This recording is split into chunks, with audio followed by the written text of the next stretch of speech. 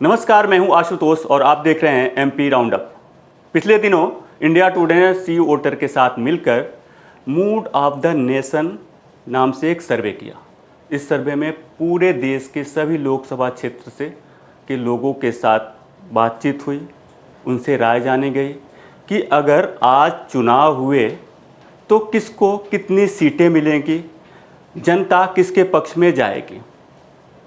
इसको लेकर के जनता ने अपनी राय रखी और ये सर्वे मध्य प्रदेश में भी हुआ। Mood of the nation survey Madhya Pradesh में हुआ। उसके आंकड़ों के मुताबिक इस सर्वे में मध्य प्रदेश की जनता से कई सवाल पूछे गए। सवाल ये कि एमपी में अगर आज चुनाव हुए तो किसे फ़ायदा होगा। सवाल ये भी कि सीएम मोहन यादव की लोकप्रियता बढ़ी है या घटी है। सर्वे के जो आंकड़े आए उसके मुताबिक अभी लोकसभा चुनाव होते हैं तो बीजेपी को नुकसान होगा। आंकड़ों की माने तो फरवरी 2025 में जहां कांग्रेस को 0 सीटें मिल रही थी वो अगस्त 2025 में बढ़कर 2 सीटें हो गई। वोट शेयर की बात करें तो फरवरी 2025 में जहां कांग्रेस को वोट शेयर 35% था वो अगस्त 2025 में बढ़कर 36% हो गया। इसके अलावा इस सर्वे के मुताबिक राज्य के सीएम मोहन यादव पूरे देश में लोकप्रिय सीएम के मामले में 8वें नंबर पे काबिज हैं और एमपी में सीएम मोहन की लोकप्रियता बढ़ी है। मोहन यादव की लोकप्रियता फरवरी में 38% थी, वो अगस्त में बढ़कर 39.2% हो गई। तो आज हम इस सर्वे पे चर्चा करेंगे और हमारे साथ जुड़ रहे हैं मध्य प्रदेश के वरिष्ठ पत्रकार रंजन श्रीवास्तव जी। रंजन जी, एमपी राउंड अप में आपका बहुत बहुत स्वागत है। नमस्कार तो जी। मेरा पहला सवाल ये है कि इंडिया टुडे सी वोटर के सर्वे के मुताबिक अगर आज लोकसभा चुनाव हुए तो मध्य प्रदेश में कांग्रेस को 2 सीटों का फायदा हो सकता है। आखिर इसके पीछे वजह क्या है? आप तो जी देखिए, लंबे समय से भाजपा यहाँ पे है और ये सभी है कि पब्लिक की जो एक्सपेक्टेशंस है, खासकर जो यंग वोटर्स हैं, ये जो यंग जनरेशन है जी, उसकी अपनी अपेक्षाएं हैं। अगर कांग्रेस थोड़ा इंप्रूवमेंट कर रही है, थोड़ा, चूंकि आपका जो सर्वे है वो यह कह रहा है 2 सीट मिल सकती है, अगर मैं गलत नहीं हूं तो इनके वोट में थोड़ा इजाफा होगा कांग्रेस के।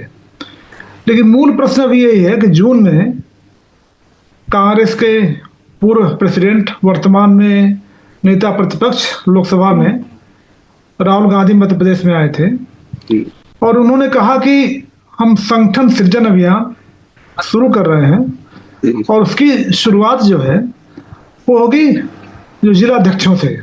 तो पार्टी का मानना है कि जो जिलाध्यक्ष हैं उनके इर्द गिर्द ही पार्टी का जो पूरा सिस्टम घूमता है, अगर वही कमजोर रहेंगे तो पार्टी ठीक से नहीं चल पाएगी कि बूथ लेवल तक आपको जाना है।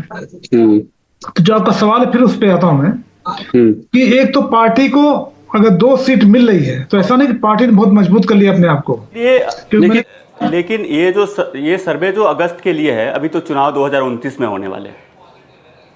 वही करो तो पहले बात तो पार्टी को मजबूत होना है।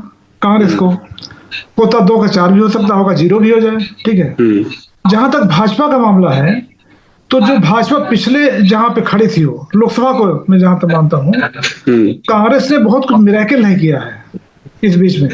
हाँ, संगठन के लेवल पर मजबूती आ रही है, पार्टी संघर्ष करते दिखाई पड़ रही है, लेकिन बीच बीच में जो कांग्रेस की प्रॉब्लम क्या है, इनके नेताओं का बयान वो पूरा मेहनत पे पानी फेर देता है, बैठे बिठाए।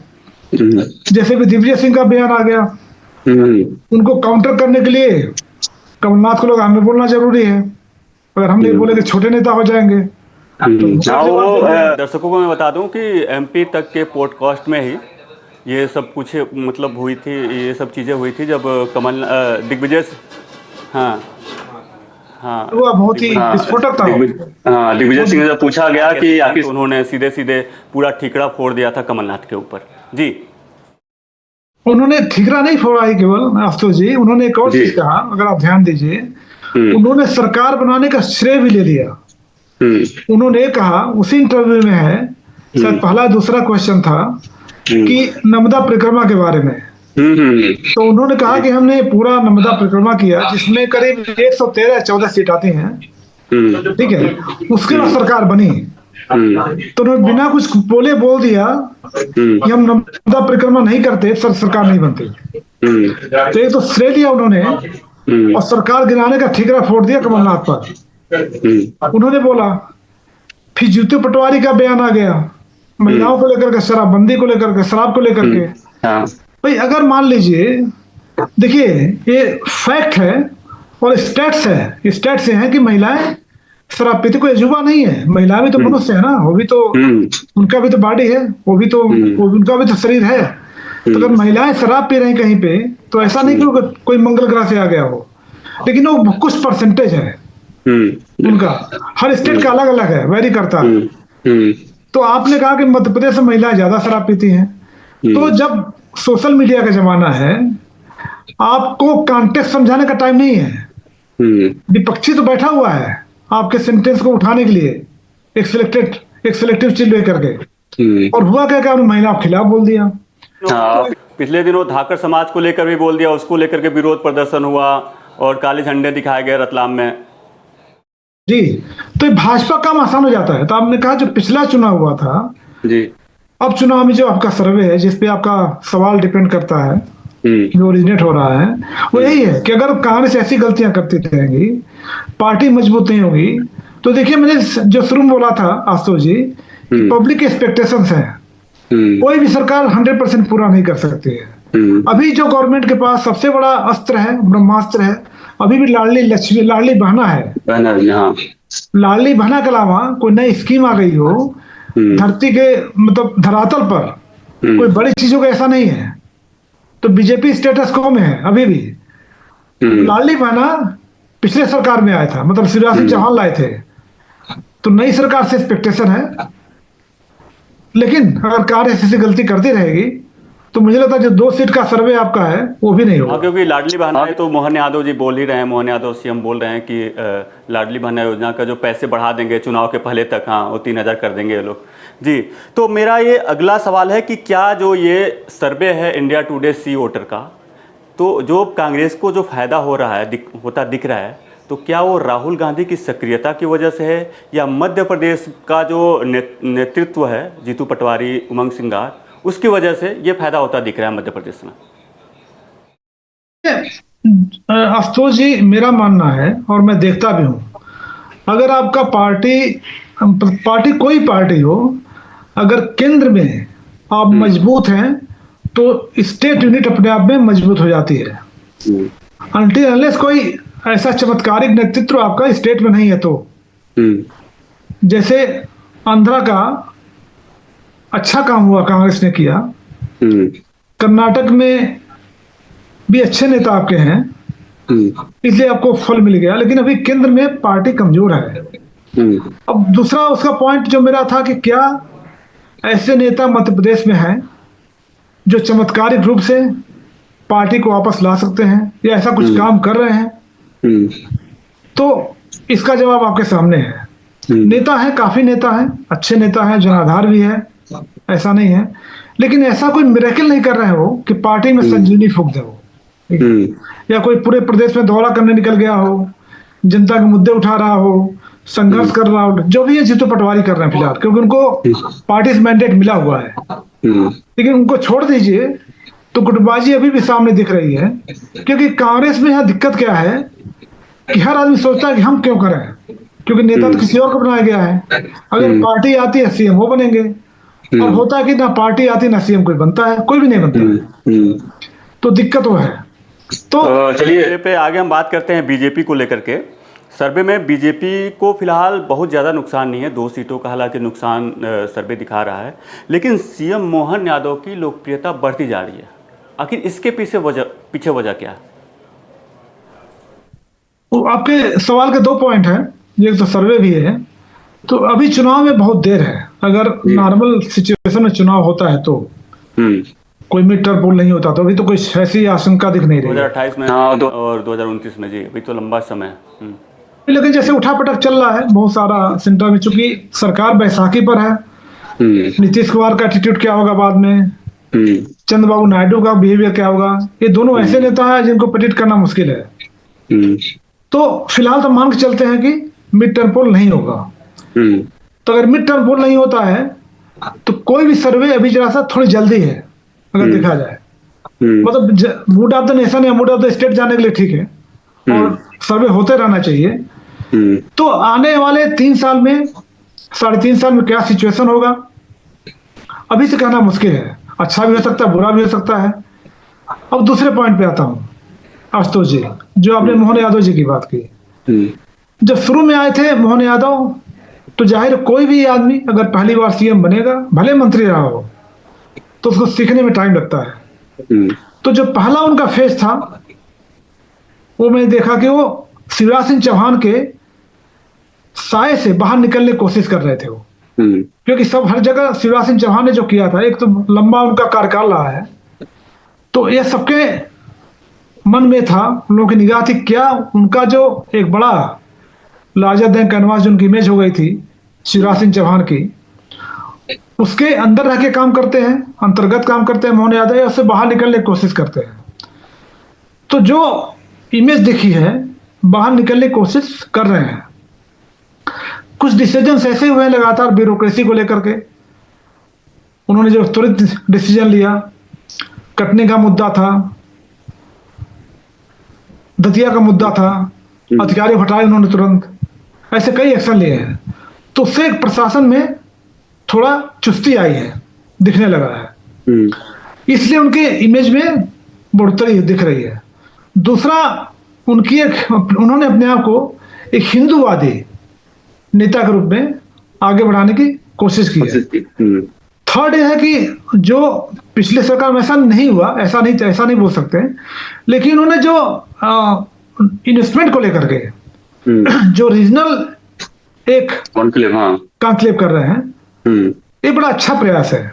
पहले होता क्या था कि जो सारे कॉन्क्लेव होते थे, ग्लोबल समिट होते थे सारे इंदौर में, और उसका रीजन था क्योंकि जो उद्योगपति होते हैं उनका बेहतर प्रॉब्लम है कि उनको बेहतर जो कनेक्टिविटी चाहिए, और उनकी बार बार प्रॉब्लम ये होती थी कि हमें जब आते हैं यहाँ पे तो कनेक्टिविटी अच्छी नहीं है, एयर कनेक्टिविटी। तो Indore being commercial capital of state, वहाँ पे कनेक्टिविटी अच्छी मिल जाती है फ्लाइट की। तो इसका मतलब ये तो नहीं कि वहीं पे हम कन्फाइन हो जाए, बाहर निकलना पड़ेगा। तो ये जो रीजनल कॉन्क्लेव कर रहे हैं, उसका एक तो पब्लिक से जुड़ने का मौका मिल रहा है, जो कि मध्य प्रदेश बहुत बड़ा आस्तोती, आप जानते हैं, काफी समय से मध्य प्रदेश को देख रहे हैं और मुझसे अच्छी तरह जानते हैं मध्य प्रदेश को आप, क्योंकि लगातार कितने प्रोग्राम आप कर चुके हैं, वो लगातार आते जाते रहते हैं। तो हर रीजन का एक डिफरेंट मूड है। आप याद कीजिए 2018 चुनाव, कांग्रेस को हर जगह सफलता मिली, बिंद को छोड़ करके, सेंट्रल रीजन को छोड़ करके। बिंद में सिचुएशन बिल्कुल उलट हो गया, आज तक कांग्रेस समझ नहीं पाई हो क्या गया। तो हर रीजन का, चाहे बुंदेलखंड हो, सबसे पिछड़ा इलाका है, तो हर रीजन का अलग एक रिक्वायरमेंट है, एक्सपेक्टेशन है, उनकी नीड है।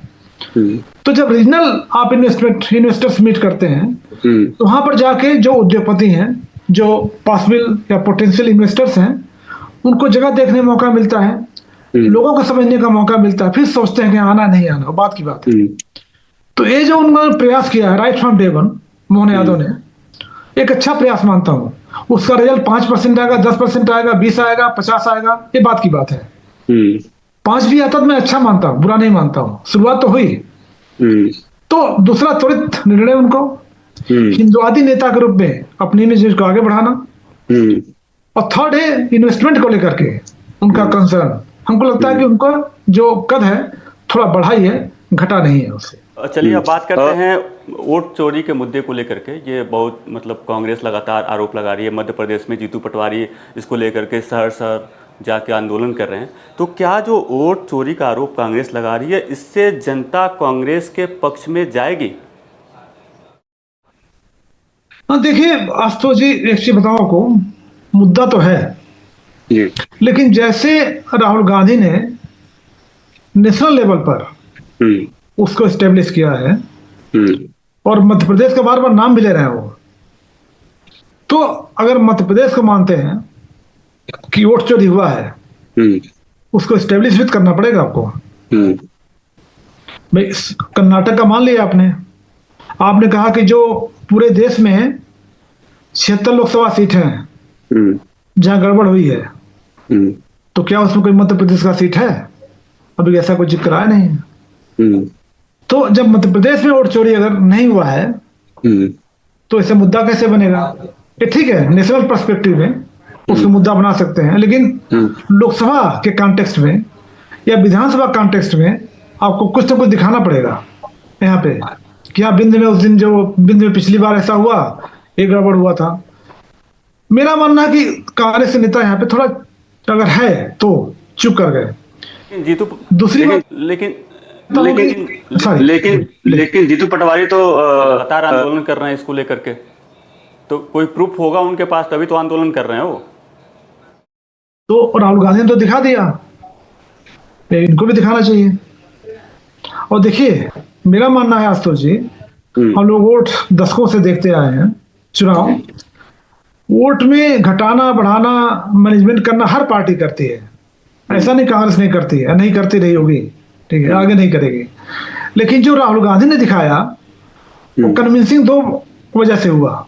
एक तो एक लोकसभा के जिसमें 7 विधानसभा क्षेत्र थे, उसमें 1 लाख जैसा बड़ा संख्या में फर्जी वोट पाए जाना उनका क्लेम है, जैसा उसमें भी ईसीआई का कुछ काउंटर नहीं आया है, ना तो ईसीआई ने एडमिट किया है और ना उसको खंडन किया है। उन्होंने जरूर जो जिक्र किया कि महिला थी, उसका 2 वोट ऐसा पड़ गया वैसा पड़ गया, लेकिन अगर 1 लाख वोट वाकई नहीं है तो ईसीआई ने क्लेम अभी उन्होंने कहा एफिडेविट दो, एफिडेविट नहीं है तो उन्होंने ऐसा कुछ किया भी नहीं है।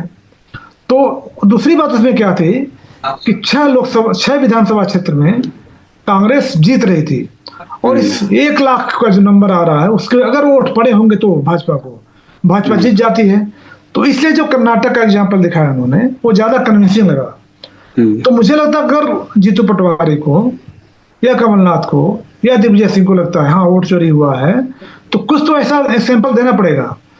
तो ठीक है, राहुल गांधी जो बिहार में कर रहे हैं, जो नेशनल लेवल कर रहे हैं, उसका कितना प्रभाव पड़ेगा वो तो सर्वे बताए आपका, ये आने वाला समय बताएगा।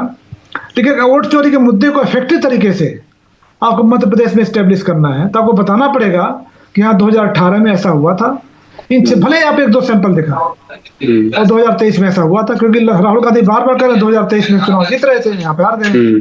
तो कुछ तो कुछ आपको दिखाना पड़ेगा, उससे आपका जो वोट चोरी कैंपेन है मध्य प्रदेश में खासकर ज्यादा इफेक्टिव होगा। बात ऐसा इफेक्टिव है, लोग धीरे जुड़ रहे हैं।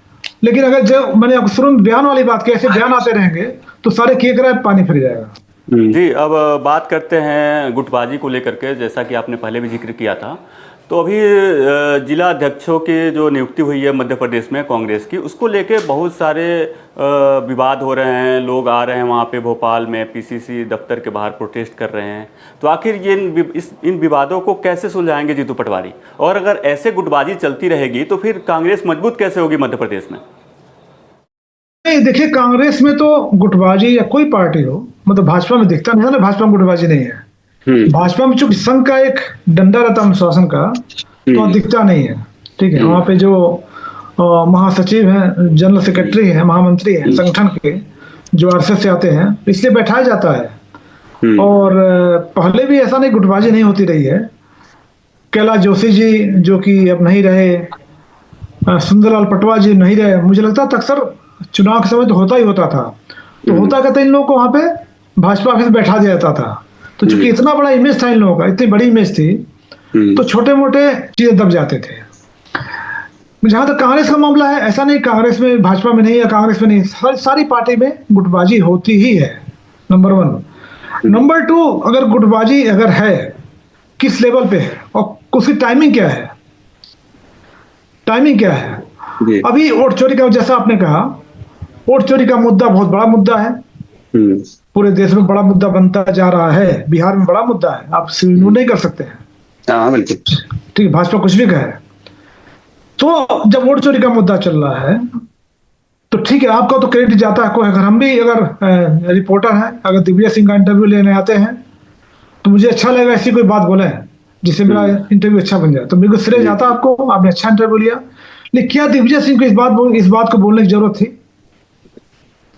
कि सिंधिया का जो हमारा विश लिस्ट था वो कमलनाथ ने नहीं माना, इसलिए सरकार गिर गई। गिर गए, हाँ। और फिर क्या कमलनाथ को इस बात को बोलने की जरूरत थी कि उनको ये सरकार गिरा दिग्विजय सिंह की वजह से? क्या जीतू पटवारी को महिलाओं को शराब पीने की बात वाली जो बात हुई, क्या बताने की जरूरत थी? पॉलिटिक्स और क्रिकेट में मेरा मानना आशुतोष जी, टाइमिंग बहुत इंपॉर्टेंट होता है। आपका कोई मूव हो, अगर रिफ्लेक्शन आपका टाइम पे नहीं आया या कुछ ज्यादा रिफ्लेक्शन हो गया, दोनों खतरनाक होता है, आउट हो जाते हैं आप। अभी चूंकि इतना बड़ा मुद्दा है, और देखिए स्वतंत्र भारत के इतिहास में, मैं राहुल गांधी की बात कर रहा हूं, किसी भी नेता ने इस लेवल पर काम करके अपनी टीम के थ्रू एक वोट चोरी के मुद्दे को सामने उठाया। गलत सही बात की बात है, ईसीआई डिफेंसिव है, भाजपा डिफेंसिव है। ऐसे में जो सबसे बड़ा मुद्दा हो सकता था, मध्य प्रदेश कोई भी स्टेट, और खासकर वो स्टेट जहां पे भाजपा कांग्रेस स्ट्रगल कर रही है, तो 2003 के बाद आशुतोष जी 15 महीने छोड़ दिया जाए तो कांग्रेस तो यहाँ पे नहीं है। हम उत्तर प्रदेश तो मान सकते हैं कि पहले से 89 से कांग्रेस गायब है। बिहार मान सकते हैं, जहां पे 36% से लेकर के 40% तक वोट आपको मिल रहा है, वहां तो कांग्रेस कमजोर नहीं हो सकती है, जनता को सपोर्ट कर रही है। तो इसके बाद आपका मुद्दा, जो सबसे बड़ा मुद्दा है वोट चोरी का, जिसको राहुल गांधी ने उठाया है, बिहार में चला तो मध्य प्रदेश में क्यों नहीं चलना चाहिए? और ठीक है, मुद्दा नहीं उठा रहे हो, तो जो आपने जो सुसाइडल गोल करते हो आप बयानबाजी दे करके, पहले भी दिक्कत रही कांग्रेस की, ये क्या जरूरी है? तो गुटबाजी आप खुद सामने ला रहे हैं, तो ये गुटबाजी दिख रही है। अब बताइए, इस पूरे परिप्रेक्ष्य में आशुतोष जी, अजय सिंह राहुल कहाँ पे हैं? कांतिलाल भूरिया कहाँ पे हैं? सब नदारद हैं लोग। हाँ, पार्टी एकजुट दिखती नहीं है। जब पार्टी एकजुट नहीं दिखेगी और ऐसे बयान आएंगे, तो गुटबाजी से पार्टी को डैमेज कर रहे हैं। हाँ, जब बड़े नेता ही आपस में एकजुट नहीं रहेंगे तो फिर कार्यकर्ताओं पे क्या असर होगा इसका। रंजन जी, आपका बहुत बहुत धन्यवाद एमपी राउंड अप में जुड़ने के लिए।